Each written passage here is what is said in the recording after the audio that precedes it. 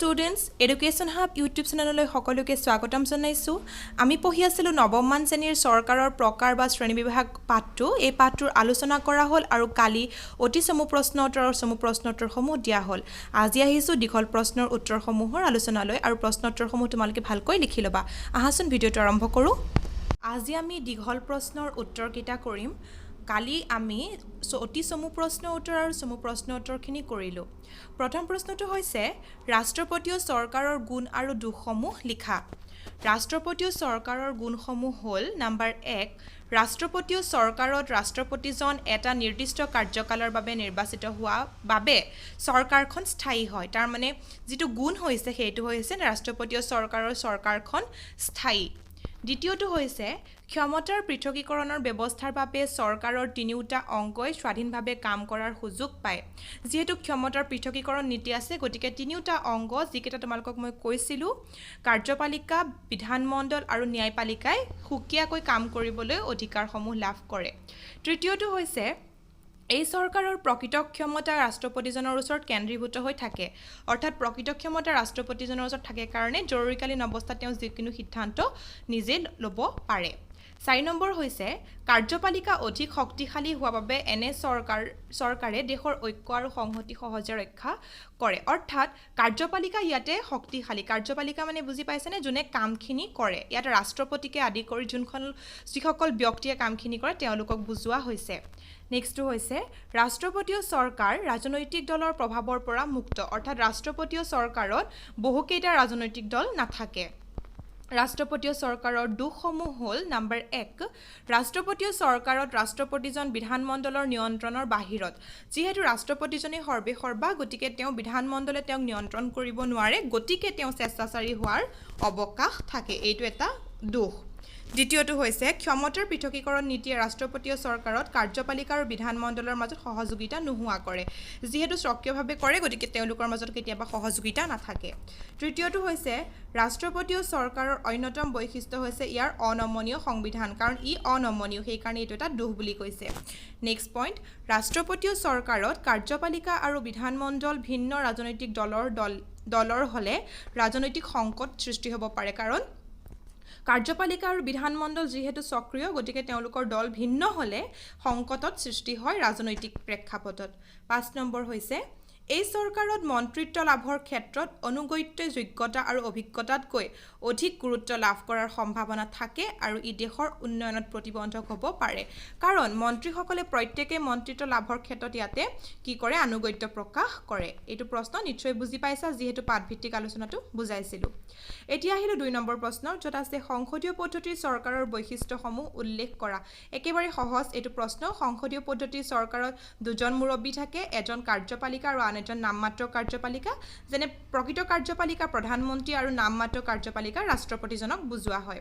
2 নম্বৰটো হৈছে এই চৰকাৰত কাৰ্যপালিকা অৰ্থাৎ মন্ত্ৰী পৰিষদৰ সদস্যসকল বিধানমণ্ডলৰো সদস্য। এইকেইটা তোমালোকে মনত ৰাখিবই লাগিব। তৃতীয়টো হৈছে সংসদীয় পদ্ধতিৰ চৰকাৰৰ বিধানমণ্ডল আৰু কাৰ্যপালিকাৰ সম্পৰ্ক নিবিড়, তাৰমানে তেওঁলোকৰ মাজত মধুৰ সম্পৰ্ক আছে। নেক্সটটো হৈছে সংসদীয় চৰকাৰত কাৰ্যপালিকাই সকলো কাম কৰাৰ বাবে বিধানমণ্ডলৰ ওচৰত দায়বদ্ধ থাকে। তাৰমানে বিধানমণ্ডলৰ লগত যিহেতু সম্পৰ্ক আছে গতিকে বিধানমণ্ডলৰ ওচৰত তেওঁলোক দায়বদ্ধ হৈ থাকিব লাগে। নেক্সটটো হৈছে এই চৰকাৰত মন্ত্ৰী পৰিষদখন সামূহিকভাৱে বিধানমণ্ডলৰ ওচৰত দায়বদ্ধ হয়। যিহেতু ইয়াতে কাৰ্যপালিকা, ন্যায়পালিকা আৰু বিধানমণ্ডল তিনিটা অংগ থাকিলেও এওঁলোকে সম্পূৰ্ণৰূপে মন্ত্ৰী পৰিষদখন কাৰ্যপালিকা সদায় বিধানমণ্ডলৰ ওচৰত দায়বদ্ধ হয়। তেওঁলোকে কথা ক'বলগীয়া হয়, তেওঁলোকে যুক্তি দিবলগীয়া হয় কি কৰিছে কি নাই কৰা।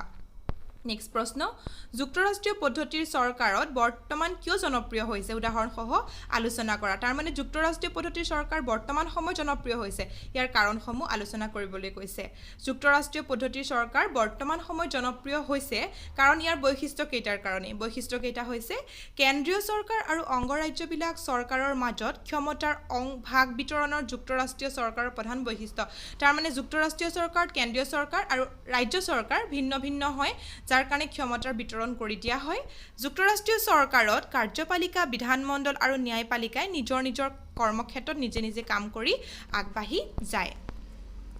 3 নম্বৰ পইণ্টটো হৈছে যুক্তৰাষ্ট্ৰীয় চৰকাৰৰ সংবিধানখন হ'ল লিখিত সংবিধান ইয়াতে সংবিধানখন লিখিত হ'ব লাগিব আৰু যেটো সংবিধানখন সংশোধন কৰা পদ্ধতিটো ইয়াতে খুব বেছি পৰিমাণে জটিল হয় নেক্সটটো হৈছে যুক্তৰাষ্ট্ৰীয় চৰকাৰৰ দুই ধৰণৰ চৰকাৰ থাকে এবিধ কেন্দ্ৰীয় চৰকাৰ আনবিধ ৰাজ্য চৰকাৰ আৰু দুয়োবিধ চৰকাৰ নিজা নিজা সংবিধান থাকে তোমালোকে মনত ৰাখিবা যে আমাৰ ভাৰতবৰ্ষখন যুক্তৰাষ্ট্ৰীয় নহয় আমাৰ ভাৰতবৰ্ষখন অৰ্ধ যুক্তৰাষ্ট্ৰীয় কাৰণ ভাৰতবৰ্ষৰ সংবিধান এখনেই বুজি পাইছানে ইয়াতে কোৱা হৈছে যুক্তৰাষ্ট্ৰীয় চৰকাৰত অৰ্থাৎ আমেৰিকা যুক্তৰাষ্ট্ৰৰ দৰে যুক্তৰাষ্ট্ৰীয় ৰাষ্ট্ৰবিলাকত কেন্দ্ৰীয় চৰকাৰ ৰাজ্য চৰকাৰ থাকে দুয়োখনৰ চৰকাৰৰে নিজা নিজা সংবিধান থাকে 5 নম্বৰটো হৈছে যুক্তৰাষ্ট্ৰীয় চৰকাৰ থকা ৰাষ্ট্ৰৰ জনসাধাৰণে দুবিধ নাগৰিকত্ব উপভোগ কৰে অৰ্থাৎ ৰাজ্য চৰকাৰৰ ক্ষেত্ৰত এটা নাগৰিকত্ব ৰাষ্ট্ৰৰ ক্ষেত্ৰত আন এটা নাগৰিকত্ব নেক্সটটো হৈছে যুক্তৰাষ্ট্ৰীয় শাসন ব্যৱস্থাত এখন স্বাধীন আৰু নিৰপেক্ষ আদালতৰ ব্যৱস্থা থাকে অৰ্থাৎ ন্যায়পালিকা এটা সম্পূৰ্ণৰূপে স্বাধীন হয় নেক্সট প্ৰশ্ন এককেন্দ্ৰীয় চৰকাৰৰ বৈশিষ্ট্যসমূহ আলোচনা কৰা এইটো পাঠভিত্তিক আলোচনাত বহুত ভালকৈ আলোচনা কৰি থৈছো যদিও এটা পইণ্ট কেইটা মই লিখি দিছো নম্বৰ 1 এনে চৰকাৰত সংবিধানৰ সকলো ক্ষমতা কেন্দ্ৰীয় চৰকাৰৰ ওচৰত ন্যস্ত থাকে ইয়াৰ ফলত কেন্দ্ৰীয় চৰকাৰৰ স্থিতি অতি শক্তিশালী হয় 2 নম্বৰ এককেন্দ্ৰীয় চৰকাৰত সংবিধানখন লিখিত বা অলিখিত হ'ব পাৰে 3 নম্বৰ একক নাগৰিকত্বৰ ব্যৱস্থা থাকে দ্বি নাগৰিকত্ব নাথাকে 4 নম্বৰ এককেন্দ্ৰীয় চৰকাৰত আইনসভাৰ প্ৰাধান্য পৰিলক্ষিত হয় আইনসভাই প্ৰস্তুত কৰা সমগ্ৰ দেশৰ বাবে প্ৰযোজ্য হয় আৰু তেনে আইনৰ ওপৰত ন্যায়িক পুনৰীক্ষাৰ ব্যৱস্থা নাথাকে অৰ্থাৎ আইনসভাই যেটো ব্যৱস্থা গ্ৰহণ কৰে সেইটোৱে সকলোৱে মানি লয় আৰু ন্যায়পালিকাক অসাংবিধানিক বুলি ঘোষণা কৰিব নোৱাৰে অৰ্থাৎ ন্যায়পালিকাই যেটোৱে সিদ্ধান্ত দিয়ে সেইটো সিদ্ধান্তই সকলোৱে মানি ল'বলৈ বাধ্য হয় আশা কৰো এইটো প্ৰশ্ন বুজি পাইছা আমাৰ শেষৰ প্ৰশ্নটো হৈছে এককেন্দ্ৰিক চৰকাৰ প্ৰকৃততে গণতান্ত্ৰিক নে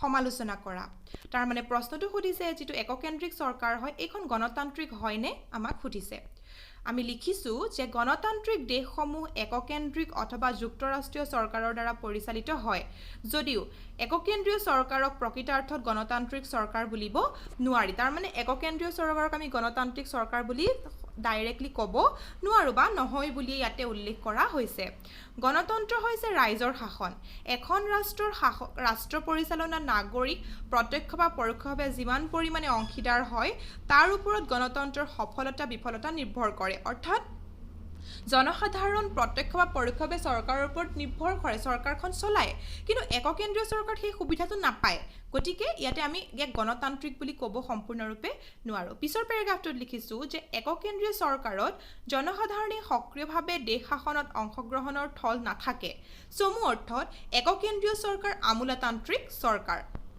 জনসাধাৰণৰ ব্যক্তি স্বাধীনতা খৰ্ব কৰাৰ বাবে ঘোষণা কৰা জৰুৰীকালীন অৱস্থাৰ বাবে এই চৰকাৰ উপযোগী সেয়েহে এককেন্দ্ৰীয় চৰকাৰক প্ৰকৃতাৰ্থত এখন গণতান্ত্ৰিক চৰকাৰ আখ্যা দিয়া নাযায় যিহেতু এককেন্দ্ৰীয় চৰকাৰক এটা কেন্দ্ৰৰ ওপৰত নিৰ্ভৰ কৰে ইয়াত সকলো জনসাধাৰণে অংশগ্ৰহণৰ সুবিধা নাপায় সেই কাৰণে ইয়াকে আমি গণতান্ত্ৰিক চৰকাৰ বুলি ক'ব নোৱাৰো আশা কৰো তোমালোকে এইটো বুজি পাইছা আজি তোমালোকক এই পাঠটো সম্পূৰ্ণ কৰিলো তোমালোকে এই পাঠটো যিখিনি কালি দিয়া কোৱেশ্চন আনসাৰ আৰু আজি দিয়া কোৱেশ্চন আনসাৰ একেলগে সকলোখিনি লিখি লবা ভিডিওটো ভাল পালে লাইক কৰি দিবা আৰু বন্ধুবৰ্গৰ লগত শ্বেয়াৰ কৰিবা যাতে তেওঁলোকো উপকৃত হ'ব পাৰে থ্যাংক ইউ সো মাচ